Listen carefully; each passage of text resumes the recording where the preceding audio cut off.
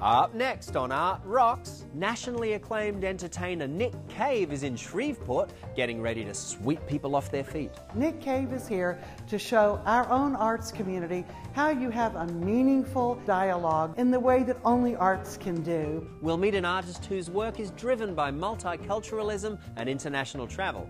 A champion, if you will, of those causes to raise the black person to a level of dignity that all men have. Gaze at jewelry created by one of the most famous names in the business. We want to look at how Cartier shaped some of the ideas of style, of glamour. And listen to a youth orchestra training the next generation of classical musicians. The orchestras are there to meet the needs of each student depending on their ability and their experience. It's all ahead on this edition of Art Rocks.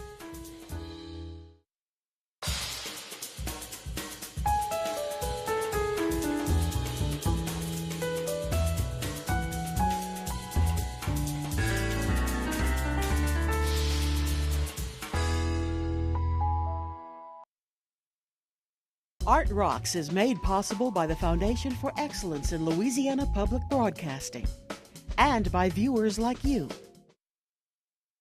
Hello and welcome to another edition of Art Rocks with me, James Fox Smith, publisher of Country Roads magazine. Up in Shreveport, folks have been preparing for a year for an event that they hope will change lives while helping to build a stronger community both emotionally and structurally. Nationally renowned artist and producer Nick Cave is in charge of the show. Cave will unveil As Is at the Shreveport Municipal Auditorium on March the 20th.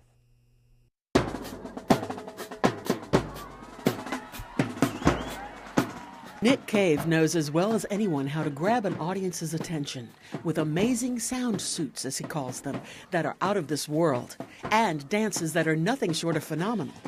But the show that Nick Cave is about to put on in Shreveport is not only about entertainment. It's about efforts to rejuvenate Shreveport Common, a 9-block area that once served as the hub of government, entertainment, and retail.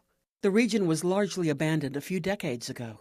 Now the city is counting on its artists to help draw people back to this part of the city. It's always the arts that change the direction, the climate of a neighborhood. It's the cultural sort of enforces that really brings the light to a particular area. It's always the artists that move into these abandoned sort of neighborhoods, and before you know it, they've opened a small gallery. There's cultural activity that really starts to fertilize and sort of fuel the focus. The arts community is working with the private sector and social services to avoid displacing people who remained in often substandard homes and buildings in Shreveport Common. They've restored old buildings and built new ones to house people with AIDS and other illnesses, children and parents from broken families, and people suffering from mental and physical disabilities. The ultimate goal is to help us get to know the residents of these houses in ways that makes us more accepting of them as is. Nick Cave is here to show our own arts community how you have a meaningful, important dialogue that gets to the root of the problem, but then, in the way that only arts can do, begins to solve that problem through engagement, through activity.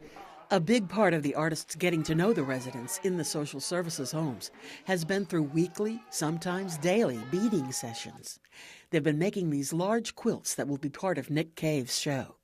When we're beading, we're listening to each other and other people in the house, how your day was, your job interview, how your health tests are. And maybe we don't do that in society so much. We're on our little screens. So maybe the art's not even important. Maybe it's, being human together is what's been important. You have parents who are affected by drugs or sometimes even a criminal past, and they're trying to overcome those elements of their life to take care of their families. It's really kind of an amazing thing to see a family come in that has had such a tumultuous history before Providence House. These people come out of the program and be successful and take care of their kids. I think it's more of just finding that comfort level and relaxing enough to be with people you don't really know but enjoy their company. in settings that, you know, maybe we might normally not be comfortable. While the actual beating was secondary, the quilts and spirit sticks that they were making are essential parts of the show. Even some of the youngest members of the community were encouraged to help create them. Artist Jerry Davenport welcomed the challenge as he worked with kids in after-school care at the Lighthouse. You can imagine how frightening this would be for you to actually look at a completed blanket and think that you could actually build this. But I told these kids they could do it. And I showed them step by step how to do it. And once they learned, I had to literally run them off from building the blankets. Some adults were just as fascinated with the beading. They call it their therapy. The most fun part has been seeing what they create. And just how will these blankets fit into the show? They're one of the best indicators of what to expect on March 20th. They have come into the houses for shelter, for that blanket that protects them, and then as they face their own fears and issues, problems and victories, they shed that blanket and they accept themselves as is, and we accept one another as is. Michael Green is one of the people who was able to shed his blanket. He wound up in Providence House after losing his 3 children, largely because of an alcohol addiction and the death of his wife. They were in separate homes. They were taken away. One was in Halton, one was in Menden, and one was here in Shreveport. Green is also excited about efforts to build stronger bonds in his city through the arts. It started people to realize what's going on behind the scenes in the community. Things that people you might not never see if you didn't pay attention or hear about it or go through it to tell somebody about it. Green has been able to control his addiction at a rehabilitation center, get his children back, and learn to take care of them at Providence House. They now have their own home. Larry Nichols has found shelter at the Mercy Center indefinitely. It's an awesome place. I really love it here, and I thank God for a place like this because there's a lot of people that don't have, and I thank God for a place like this. While some artists are beading, others are practicing music.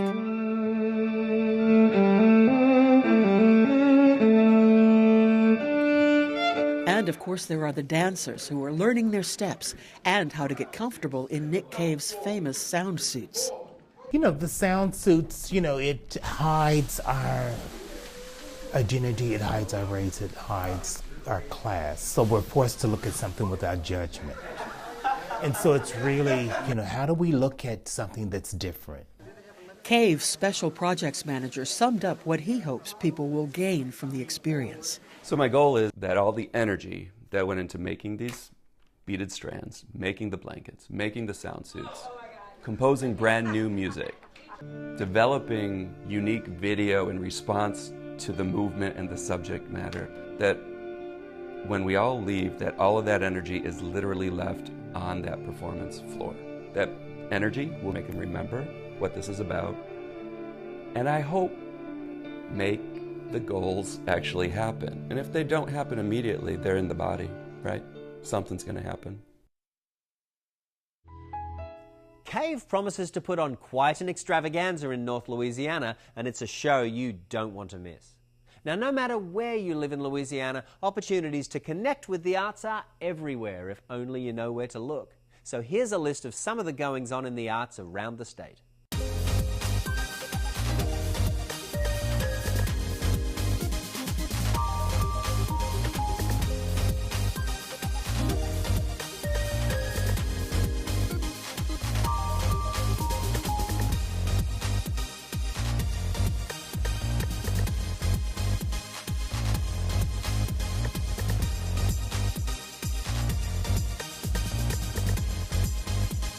To learn more about these and other events in Louisiana, visit the website at lpb.org/artrocks or pick up a free copy of Country Roads magazine.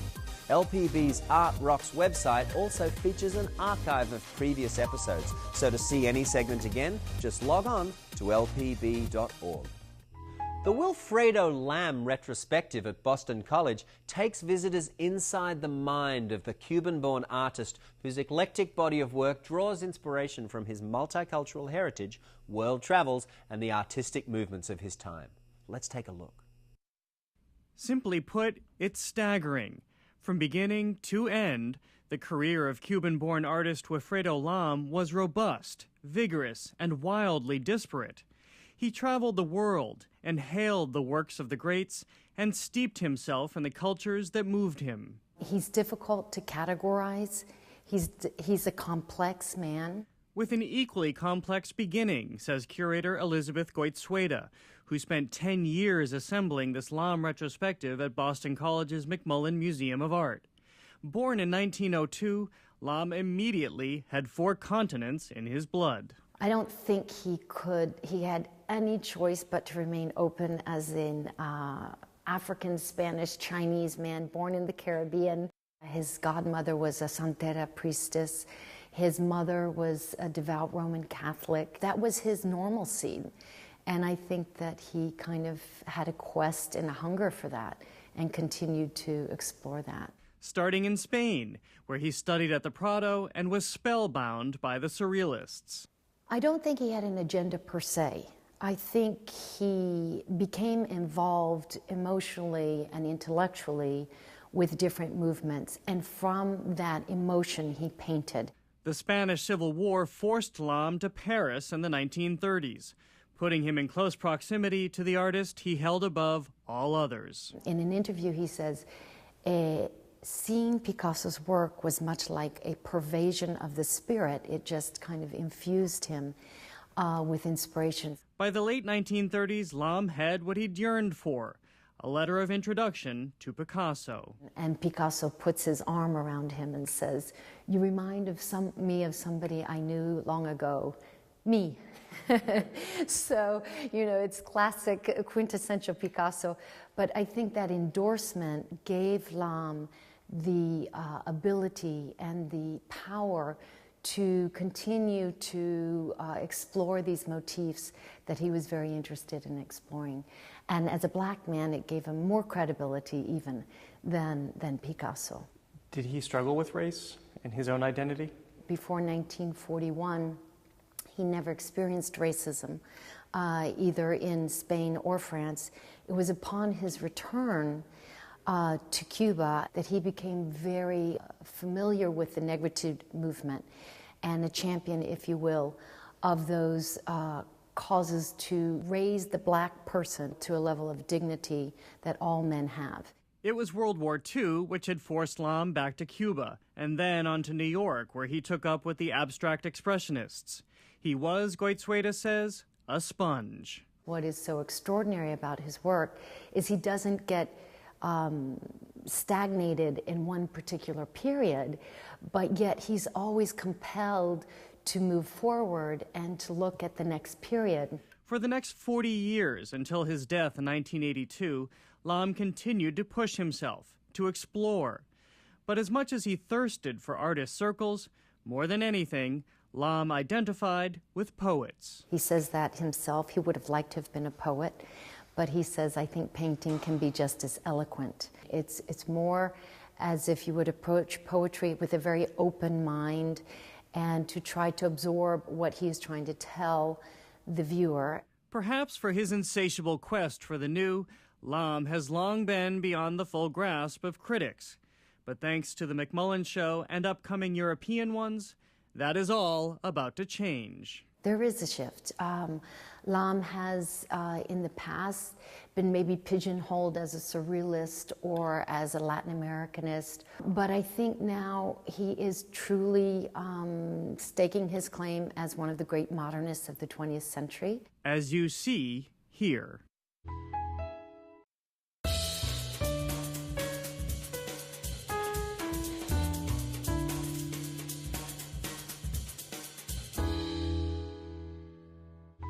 As one of the world's most recognizable names in fashion, Cartier continues to innovate in the realm of fine jewelry too.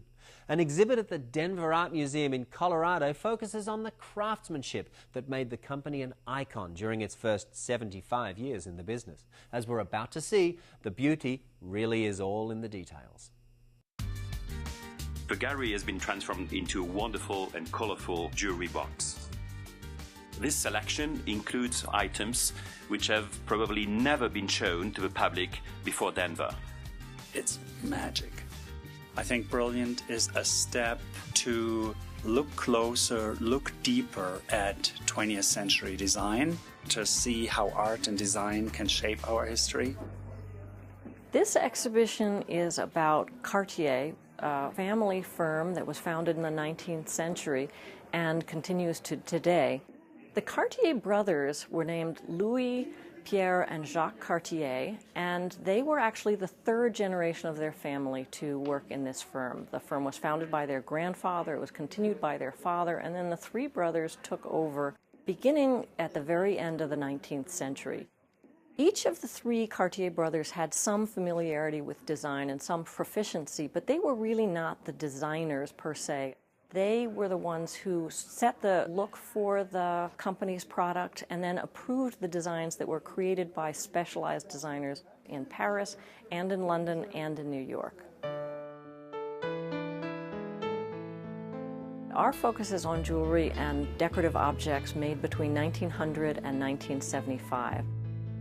The exhibition has been designed to evoke the different eras in the 20th century. And so in addition to showing you the development of the Cartier style and its progression through time, the exhibition also tries to take you through the history of the 20th century through the lens of Cartier's jewelry and objects. And so you really learn something about the many, many changes that took place in the course of the 20th century. Changes in culture and in finance and technology as well.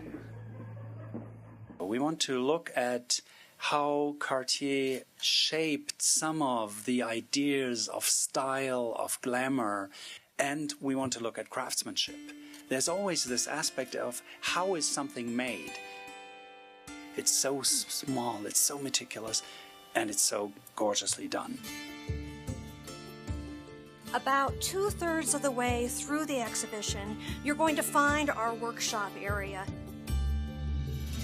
This will give you a sense of the artistry, the artisanry behind the fabulous jewelry to help you get what it takes to translate a watercolor drawing into an actual work. The finesse that's involved in creating settings for each individually shaped stone. The risk of one wrong tap splitting a jewel. The secret to Cartier's success is their ability to adapt and also their ability to look ahead. They were putting themselves in the forefront, and so they were always leaders as the styles changed. Interestingly, it was Cartier that influenced and helped to create Art Deco, and that happened well before the 1920s, which is the period that we all associate with the Art Deco style. After about 1905, they were already beginning a less ornamental, stripped-down style that was more emphasis on color, more emphasis on geometry. And so Art Deco was well underway at Cartier before the First World War. After the war, it all burst forth in what we think of as sort of the full-blown Art Deco style.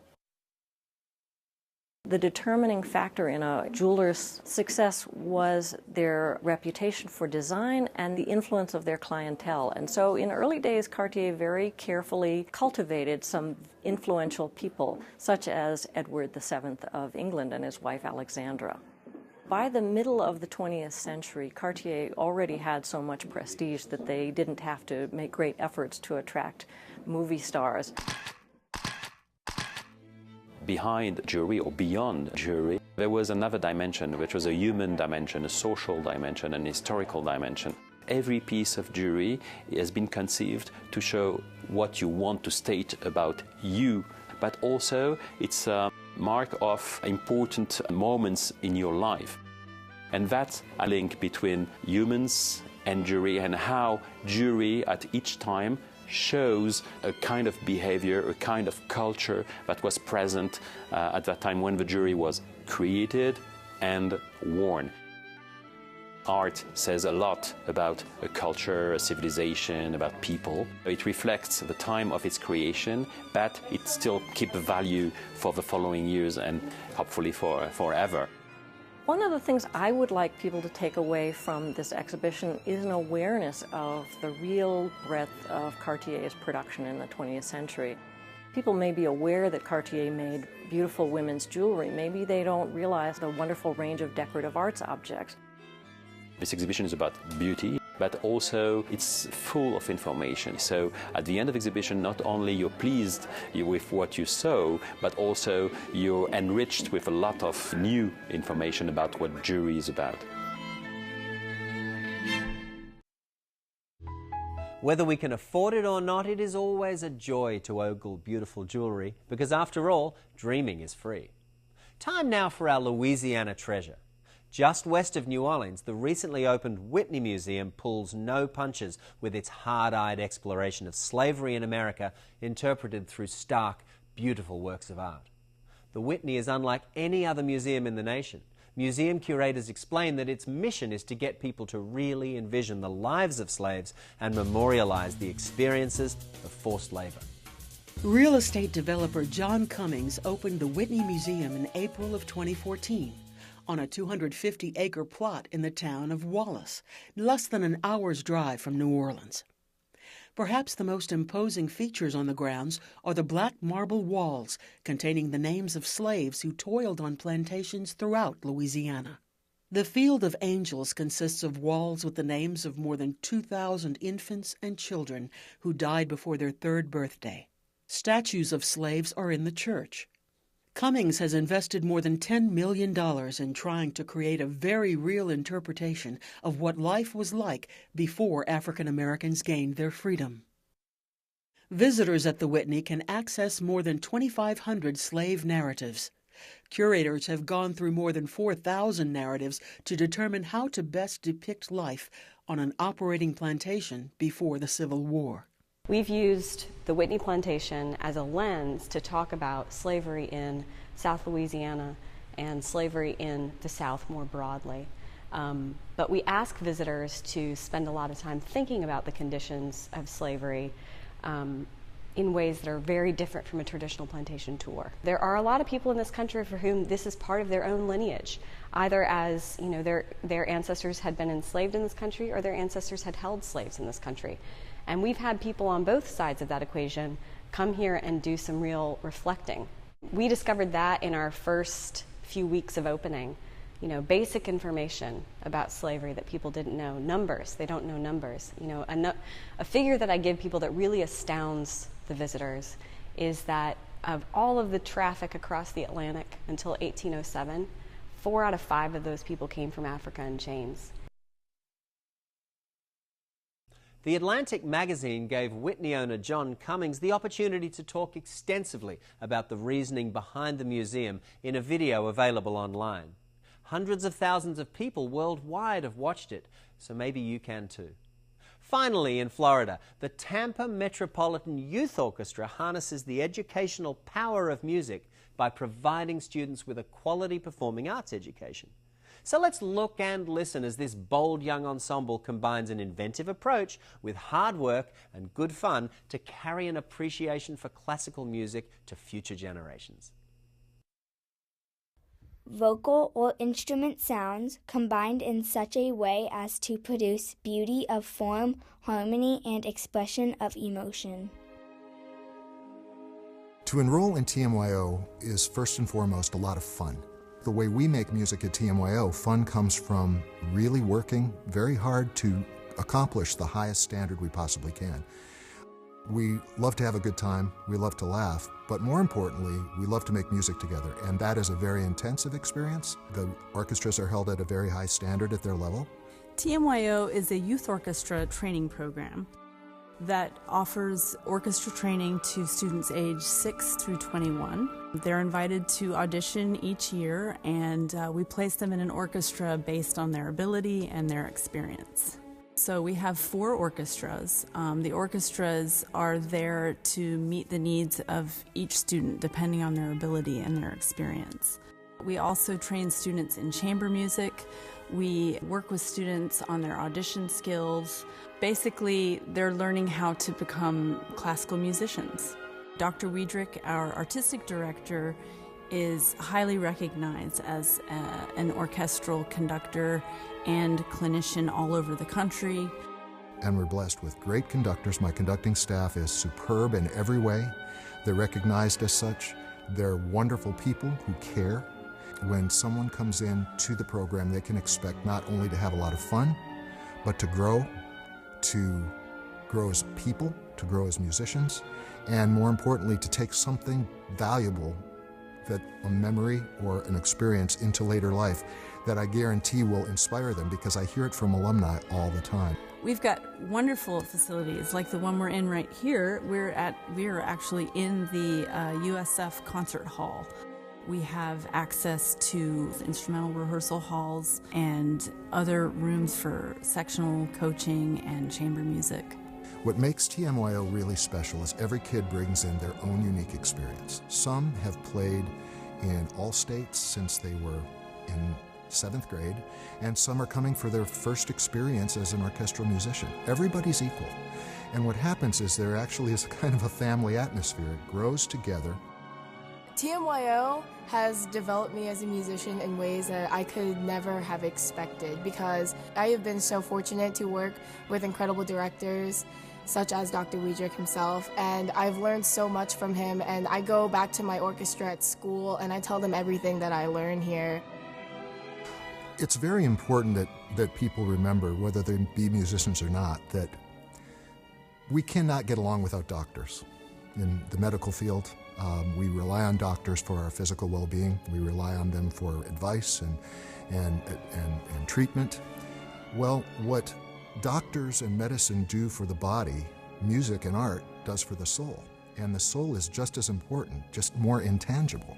When we dedicate ourselves to making great music, we are actually nurturing the soul of a human being, very much like a doctor would nurture the body of a human being. And I think that's very, very important that people understand that both are equally valuable and necessary for a society to survive in a meaningful way. It's very clear that across the country, commonly, universities, let's say, with very strong medical schools have very strong art programs, and I think they go hand in hand. The physical benefits as well as the aesthetic benefits to a kid that participates in art benefits them in not only an intellectual way, but in a spiritual way. What we do on a daily basis will resonate as an example, eventually, for other youth orchestra programs across the country to emulate and follow, and that's our goal. But it all comes first and foremost, as I said, from the benefits that the kids would receive by being given a great musical education every day. You can find out more about the Tampa Metropolitan Youth Orchestra at tmyo.org. So that's going to do it for this edition of Art Rocks. But remember, you can always watch episodes of Art Rocks at lpb.org/artrocks, which is also a great place to find out about what's going on in the arts across the state. So until next week, I'm James Fox Smith, and thanks for watching.